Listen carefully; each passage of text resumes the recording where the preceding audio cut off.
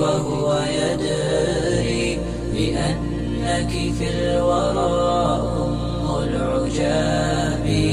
ولولا أن لي معنى جميلا لبعت المكث فيها